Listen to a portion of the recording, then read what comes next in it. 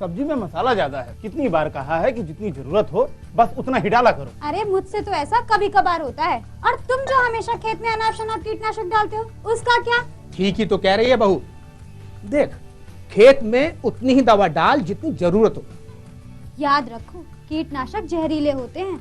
डिब्बे पे लिखी सूचना के हिसाब से ही दवा डालनी चाहिए। पहले फेरोमोन ट्रैप, फ्लाइट ट्रैप, मित्र कीट, जैविक कीटनाशक आदि का इस्तेमाल करें। जरूरत पड़ने पर ही रासायनिक कीटनाशक का इस्तेमाल करें। छिड़काव सुबह या शाम दस्ताने, मास्क और पूरी आस्तीन वाले कपड़े पहनकर करें। हवा की दिशा में छिड़काव करते हुए पीछे जाएं। दवा के डिब्बे, छिड़काव यंत्र सुरक्षित जगह पर रखें। अब कुछ समझे क्या? हाँ समझ गया मेरी रानी, अब ना करो नादानी। इसने पिला दिया ना तुझे पानी।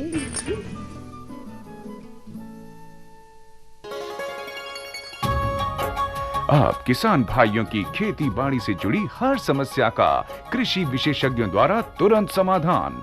किसान कॉल सेंटर। आप भारत के किसी भी प्रदेश में रहते हो, कोई भी भाषा बोलते हो, आपकी समस्या चाहे फसल की बीमारी की हो, खाद की, पशुपालन की या कृषि से जुड़ी नई तकनीक की, अपनी समस्या का अपनी ही भाषा में समाधान पाने के लिए आप देश के किसी भी कोने से डायल करें 1551।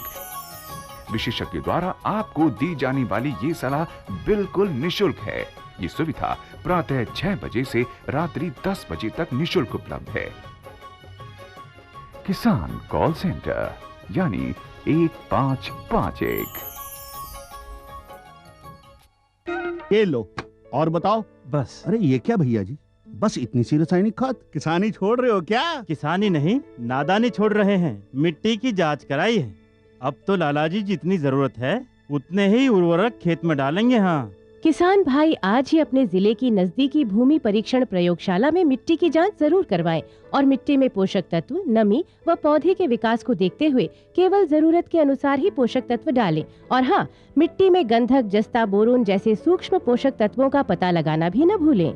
उर्वरक और जैविक खाद के सही उपयोग से भूमि का उपजाऊपन बनाए रखें, उत्पादकता बढ़ाएं, खर्चा घटाएं और बहुमूल्य विदेशी मुद्रा बचाने में भी सहयोग दें। और हाँ, धीमी गति से नाइट्रोजन उपलब्ध कराने वाले उर्वरकों जैसे नीम लेपित यूरिया को प्राथमिकता दें और यूरिया का पत्तों पर छिड़काव करें। अरे वाह, तू तो सचमुच समझदार हो गया रे। अधिक जानकारी के लिए संपर्क करें जिला कृषि अधिकारी या किसान कॉल सेंटर।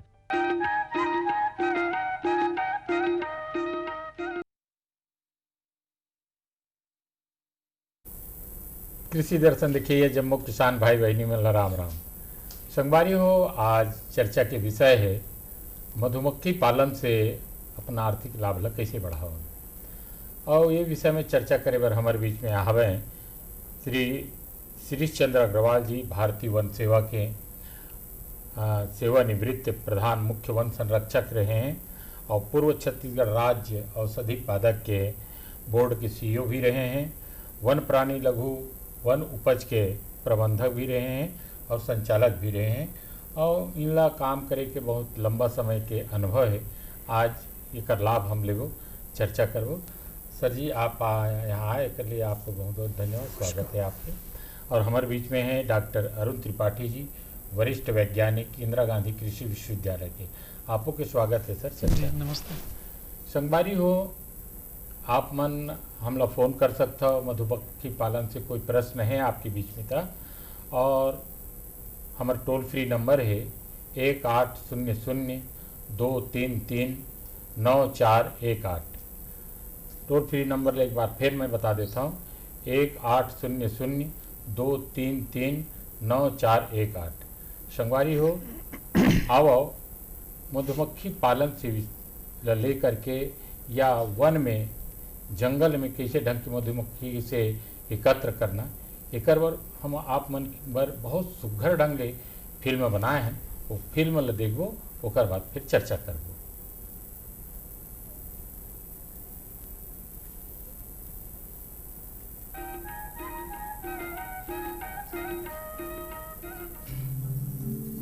जंगल की शांति मशहूर है, मगर उसके भीतर की हलचल वही समझ सकेगा जिसने जंगल को नजदीक से जाना है।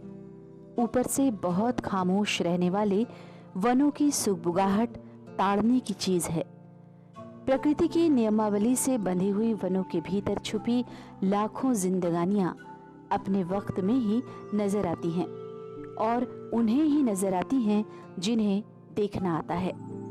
जंगल जीवों का वो हरा समुंदर है जहां चींटी भी छिप जाती है और जरूरत पड़े तो हाथियों का दल भी। अलिखित प्राकृतिक व्यवस्था का पालन जितना सुचारू ढंग से जंगल में होता है, सभ्य शहरी समाज पढ़ लिख कर भी पिछड़ जाता है। जंगल जितना विशाल होता है उतना उदार भी।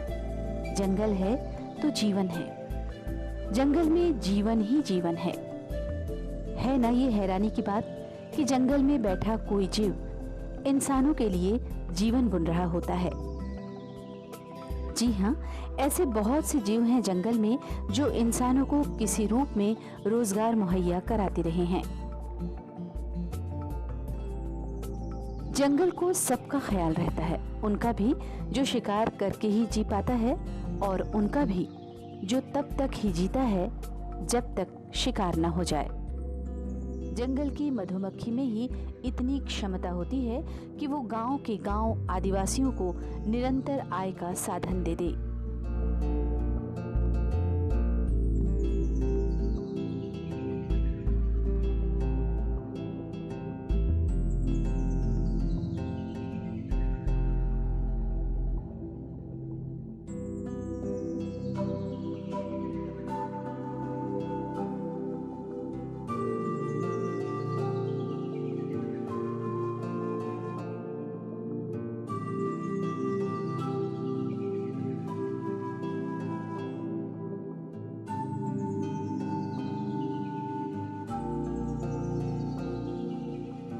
और जंगल के आदिवासी भी अपनी सहूलियत और जरूरत के मुताबिक ही जंगल का संतुलित दोहन करते हैं।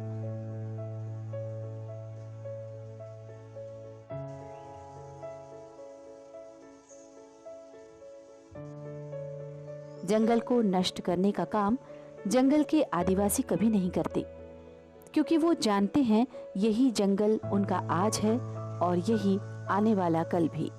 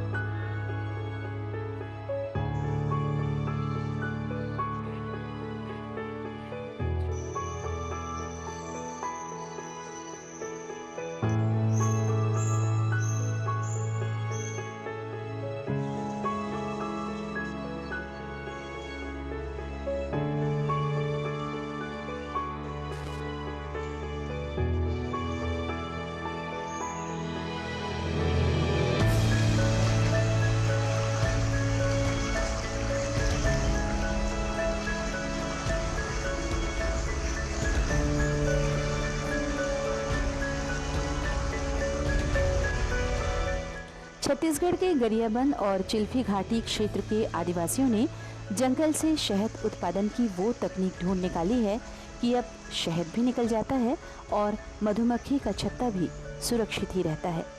एक ही छत्ते से कई कई बार शहद निकाला जा सके, ऐसा कुछ किया जा रहा है। छत्तीसगढ़ के गरियाबंद और चिल्फी घाटी के जंगल कुछ इस तासीर के हैं जहां मधुमक्खियों को अनुकूल वातावरण मिलता है। ये मधुमक्खियां बड़े पैमाने में मधुरस का संग्रहण करती हैं और यहाँ के आदिवासी बड़े पैमाने पर इसका दोहन, और अब जो इन्होंने तकनीक अपनाई है उससे इनकी आमदनी बढ़ रही है।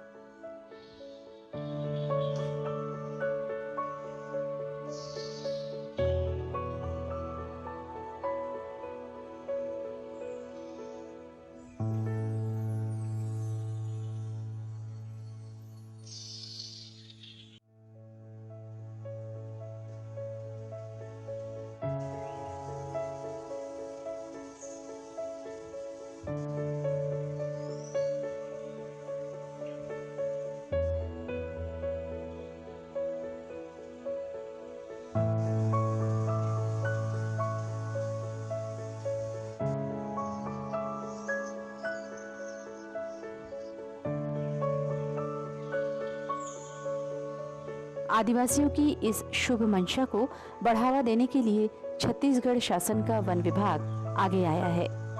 शहद के संग्रहण, दोहन और विपणन में वन विभाग उनकी जैसी मदद कर सकता है, कर रहा है।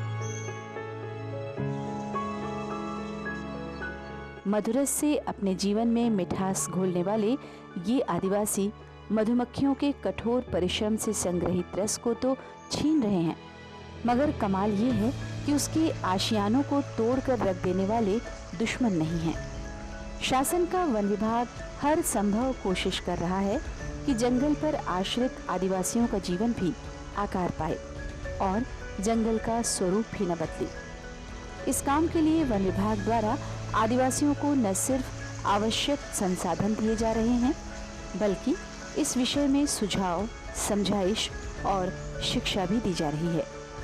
बताया जा रहा है कि जंगल जो हमारा जीवन है, उससे मित्रवत कैसे रहें।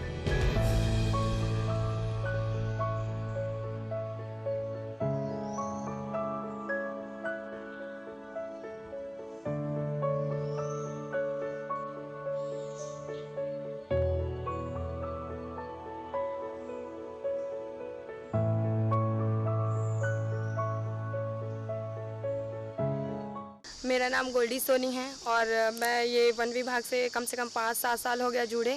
जो ये शहद निर्माण कर रहे हैं उससे बहुत सारी महिलाओं को रोजगार मिला है और हमारी आर्थिक स्थिति में भी सुधार आया है और वन विभाग से हमको पूरा सहयोग मिल रहा है। हमको रोजगार जो मिला है उससे हम बहुत खुश हैं, अपने परिवार को पालते हैं। मेरा नाम संजय यादव है। मैं इस वन मंडल का कवर्धा वन मंडल का उप मंडल अधिकारी हूँ।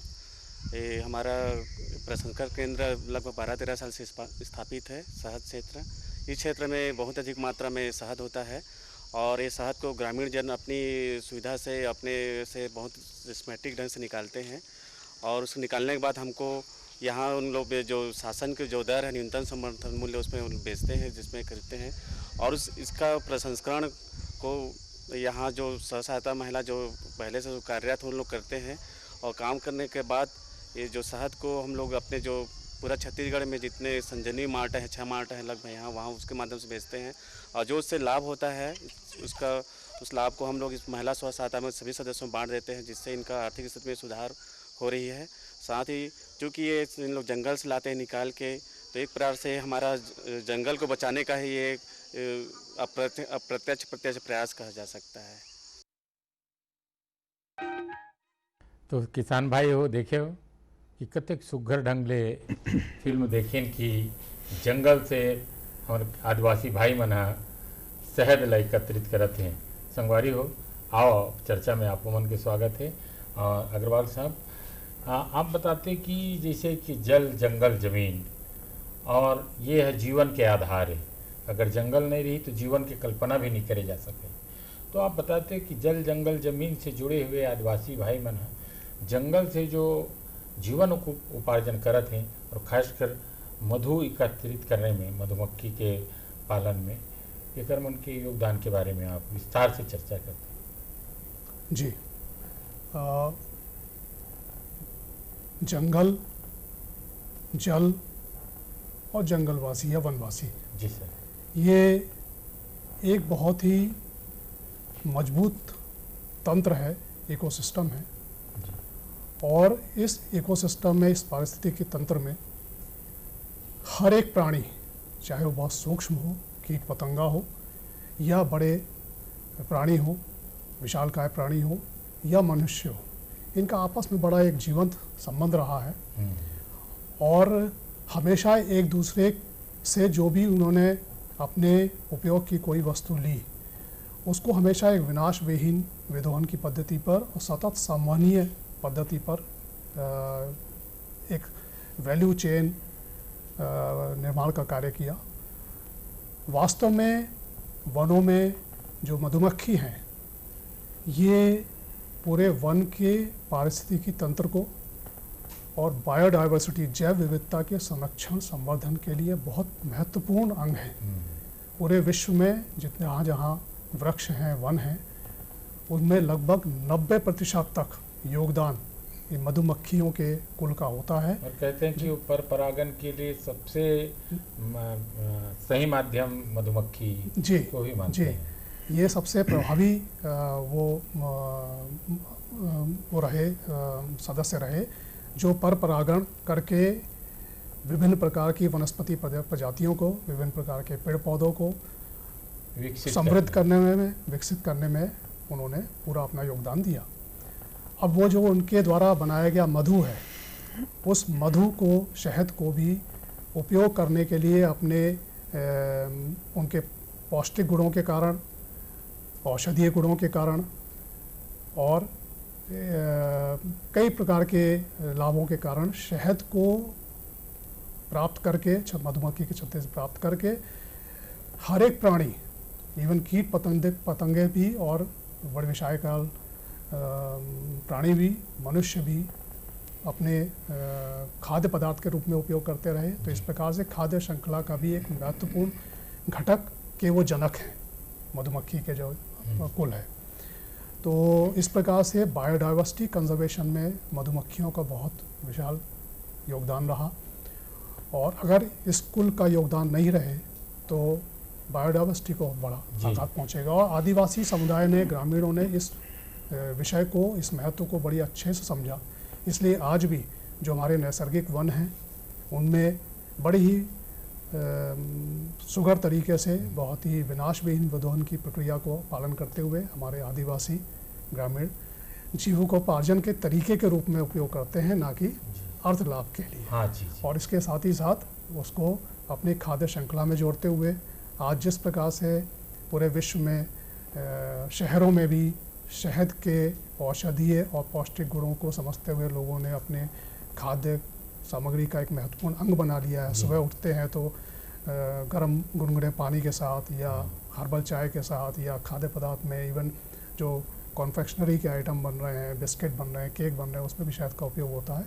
तो इस प्रकार से उसको उन्होंने श्रृंखला में भी योगदान उनका रहा है। अग्रवाल साहब, आप बताते कि जो शहद है वो कर लिए तो मतलब जतक भी शाकाहारी प्राणी हैं, मनुष्य से लेकर के जानवर तक, भालू तक, ये कर्मण के लिए बहुत बड़े मतलब रुचि के विषय है।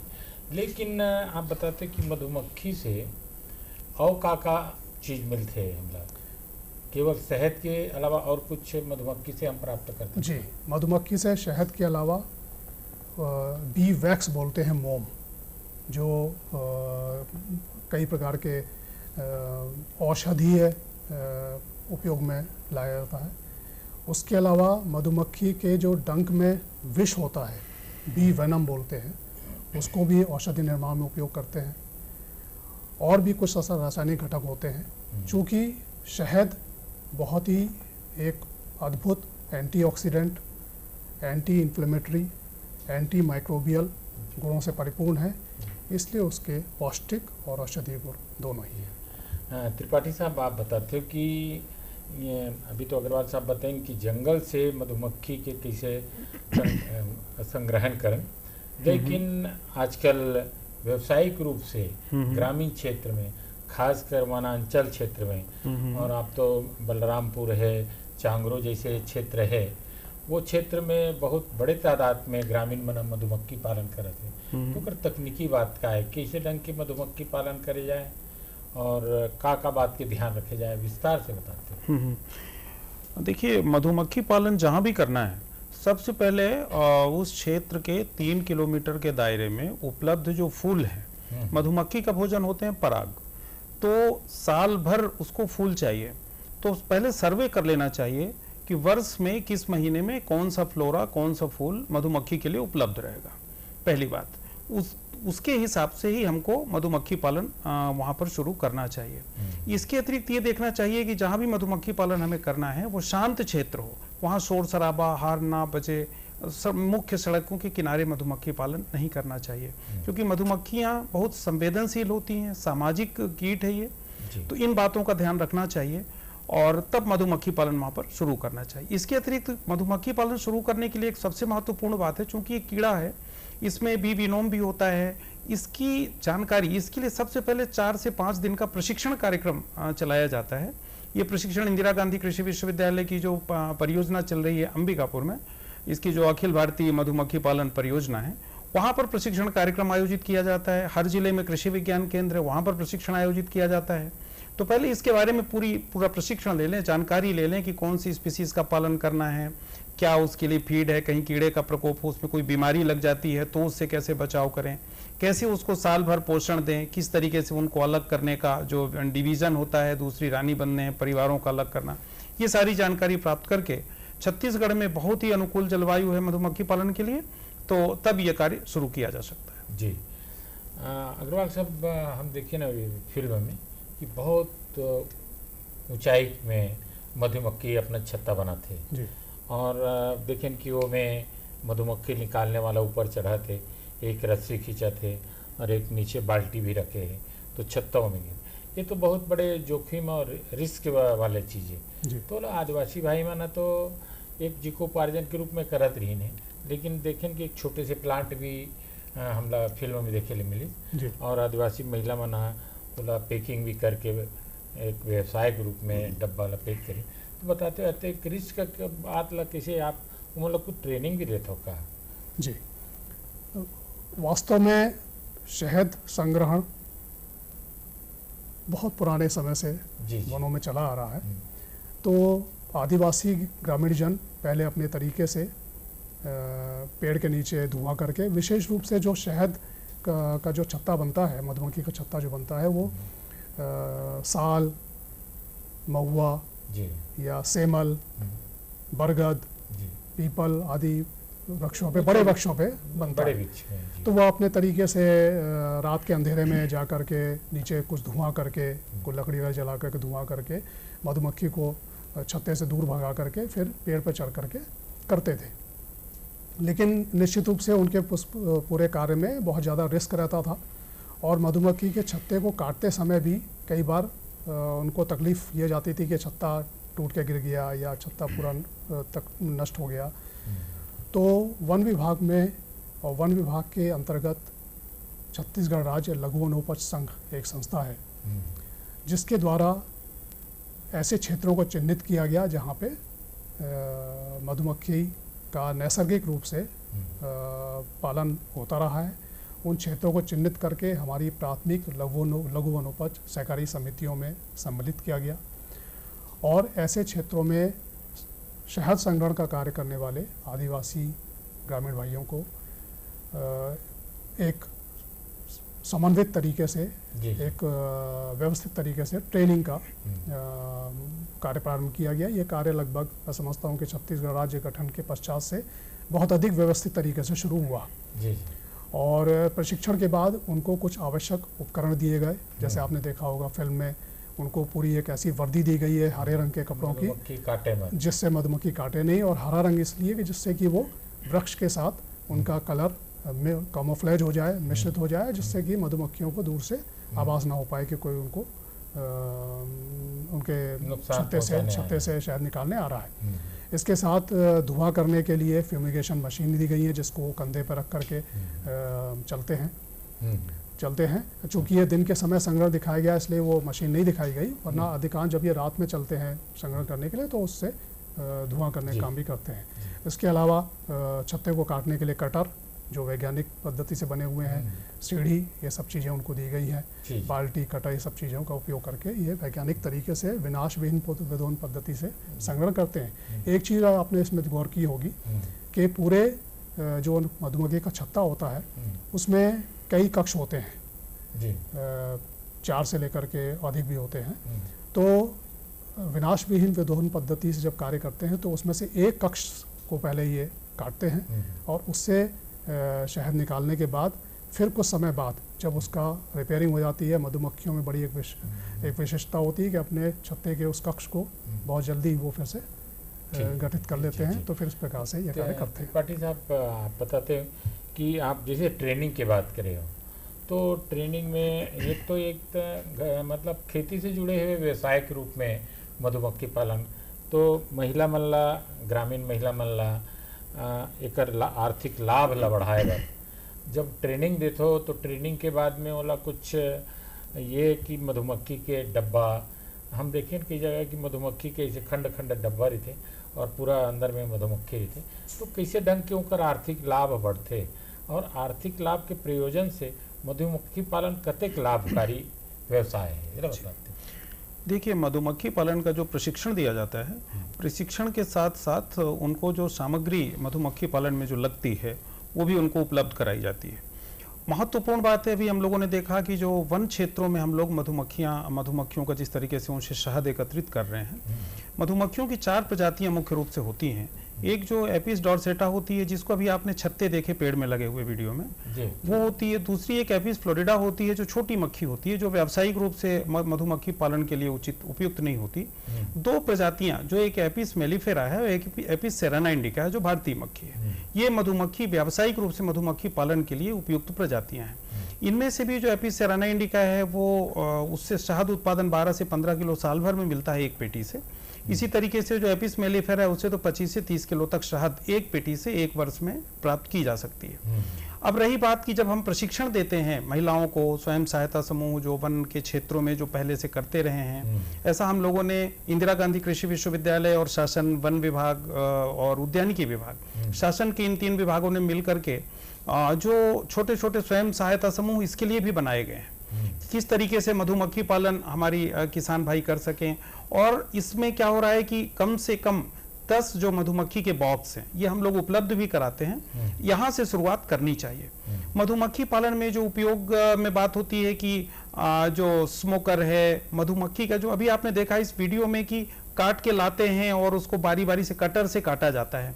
आजकल क्या है, जो हम जब व्यावसायिक मधुमक्खी पालन करते हैं तो पेटी में 7 घरा करके 7 फ्रेम हम देते हैं लकड़ी के। इसके लिए भी आम की लकड़ी, सागौन की लकड़ी, महुआ की लकड़ी ये उपयुक्त होती है। आम की लकड़ी चीपर एंड बेटर दोनों है, तो आम की लकड़ी हम लोग ज्यादातर उपलब्ध कराते हैं। आम, क्योंकि ये भी क्या होता है कि जो लकड़ी होगी उसकी जो सुगंध होगी वो मधुमक्खी उसमें रुकेगी कि नहीं रुकेगी ये डिपेंड करता है। अच्छा। किसी भी पेड़ की लकड़ी में मधुमक्खी पालन नहीं किया जा सकता, फ्रेम नहीं बनाए जा सकते। तो आम में मधुमक्खी पालन हम कराते हैं। फ्रेम को निकाल के उसमें हम देख लेते हैं, जब 80% उसमें मोम भर जाता है, मोम से उसको मधुमक्खी शहद भरने के बाद ऊपर उसकी वैक्स से कोटिंग कर देती, मोम से उसके जो छेद होते हैं, छिद्र होते हैं, उनको बंद कर देती है। हम जब तीसरे चौथे दिन देखते रहते हैं मधुमक्खी के बॉक्स को, और जब देख लेते हैं कि 80% वो भर चुके हैं, तो फिर हम उसको निकाल के जो हनी एक्सट्रैक्शन यूनिट होती है, एक मशीन होती है, सेंट्रीफ्यूगल फोर्स से उससे शहद निष्कर्षण होता है, जिससे मधुमक्खियों का भी नुकसान नहीं होता है और पूरी की पूरी शहद निकल जाती है। उस छत्ते को पुनः निकाल के उसी बॉक्स में रख दिया जाता है और मधुमक्खियां अपना काम पुनः शुरू कर देती हैं। ये इस तरीके से हम लोग ट्रेनिंग देते हैं और ये इसमें कोई जोखिम नहीं है, क्योंकि जहां भी फूल होना चाहिए, घर के आंगन में, बाड़ी में, खेत के बीच में, कहीं भी मधुमक्खी पालन किया जा सकता है। ऐसे किसान भाई बहनें कर सकते हैं जिनके पास कोई जमीन नहीं है, जिनके पास कम जमीन है। बस ध्यान रखने की महत्वपूर्ण बात इसमें यह होती है, व्यावसायिक जब भी हम उत्पादन करें, कि यदि 2-3 किलोमीटर के दायरे में कोई भी किसान भाई अपनी उन्हें फसल लगाई है, यदि उसमें कीटनाशक का प्रयोग ना करें।